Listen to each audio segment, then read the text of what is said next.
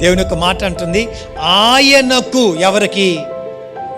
మన సృష్టికర్తకు, మనలను జీవింపజేయుచున్న దేవునికి, మనను రక్షించిన దేవునికి, మన కొరకు విజ్ఞాపన చేయుచున్న దేవునికి మనం ఏం చేయాలంటున్నాడు?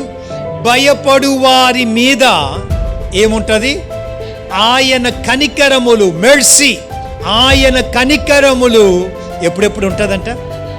జస్ట్ ఇక్కడ కూర్చున్నప్పుడు మాత్రమే కాదు, 24/7 మన జీవిత కాలం అంతా, తరతరములు అనగా మనము ఆరాధించుచున్న దేవుడు, అయ్యా అమ్మా మనను రక్షించుకున్న దేవుడు ఇప్పుడు మాత్రమే కాదు, ఈవెన్ మన పిల్లలను, వారి పిల్లలతో కూడా ఉంటానని ఆయన వాగ్దానం చేస్తాడు.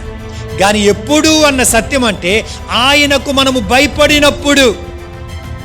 ఆయన కనికరము లేకుండా మనం ఒక్కరు కూడా జీవించలేమన్న సత్యాన్ని